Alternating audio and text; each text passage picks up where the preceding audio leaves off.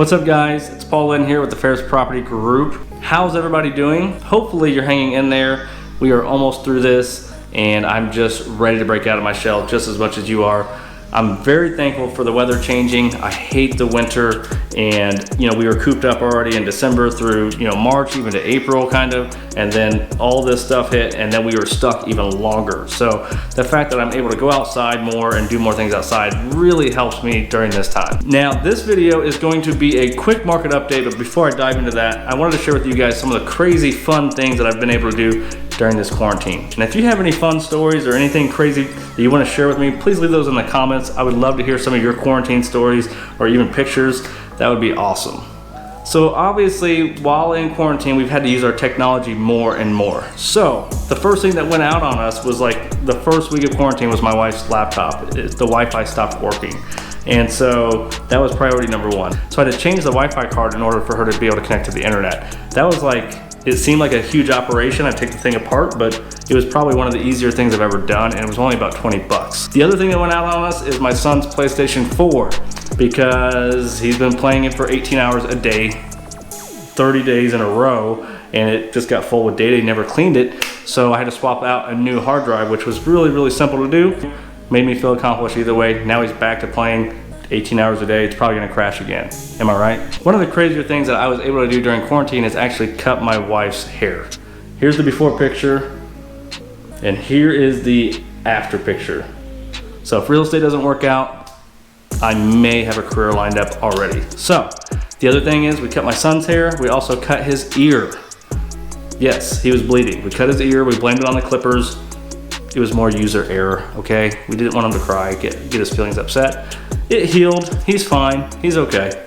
But as a family, we've been able to spend more time together. We've been on trails, we've kayaked in the back pond, we took a family trip to Turkey Run, we celebrated Brandy's birthday, my birthday, Easter, Mother's Day, and soon to be Father's Day, all during quarantine. It's been great, it just hasn't been the same. So again, ready to break out and enjoy more family and more people. Some of the bigger things that I've missed out on this year, we missed out on obviously school, but baseball, I coach baseball, so we were unable to have a season this year and it got pushed to the fall. I'm missing out on actual live sports. I don't need to watch every single game, but I love to have something on in the background. Gives me something to talk about with people. With no sports, we have nothing to talk about. We're just bored. So again, let me know some of the things that you've done. Leave those in the comments below. Let's dive into the market update. So during this quarantine, what has happened? What has changed in real estate? Now, technology has been our friend, which has been awesome. We've been doing virtual meetings, virtual, showing houses virtually, FaceTiming more. We're using all the technology that we've always had.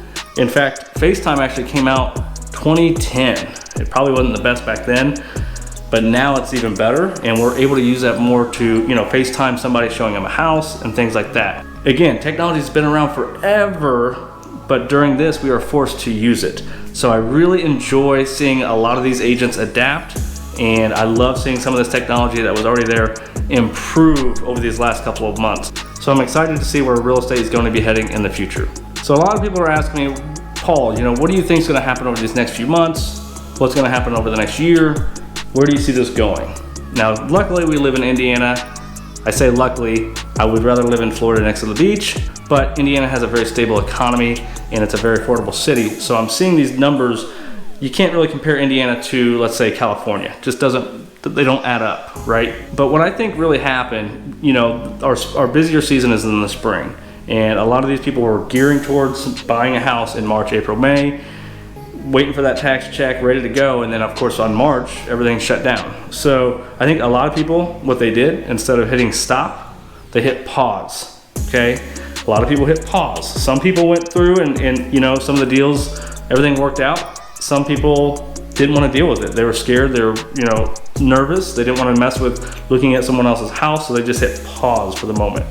And so not stop, that's very important. They didn't stop, they paused. So you start gathering all these people, it's like a race, okay? So pretend that there's someone getting ready to cut the ribbon, right?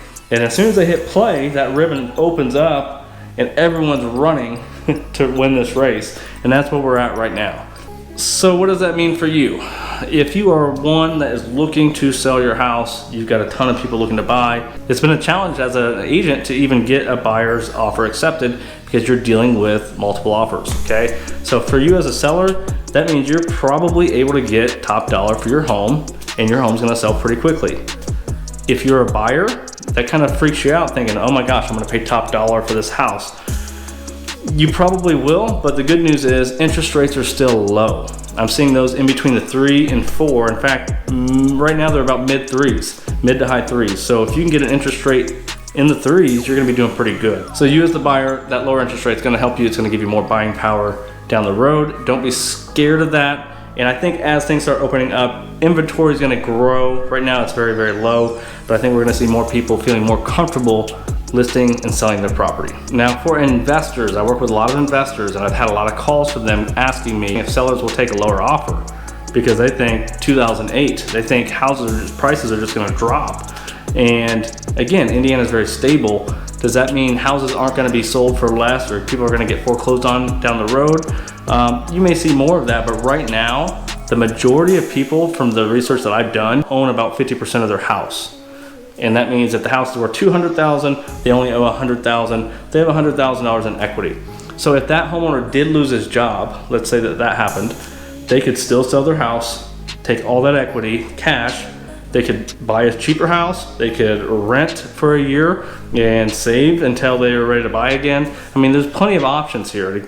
And in 2008, a lot of people did not have that equity, so there were no options other than foreclosure. So I don't see this becoming a housing crisis. Now, a year or two from now, things may change, but as of today, I do feel that this third quarter is gonna be just as strong as what it would have been had we not gone through everything that we went through already. So at the end of the day, is now a good time to buy? The answer would be yes, because of interest rates, they are low. You just will have a little bit of competition. Is now a good time to sell? Absolutely, depending on your price range and your situation. There are a lot of buyers out there. Is now a good time to invest?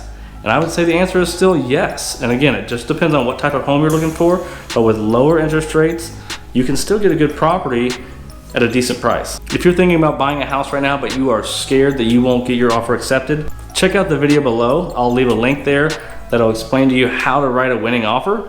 For any other information, feel free to check out my YouTube channel. I've got lots of content on there here. And feel free to message me directly if you have any questions through Facebook or email or text, whatever works for you. Hope you guys are staying safe, and I will catch you guys on the next video.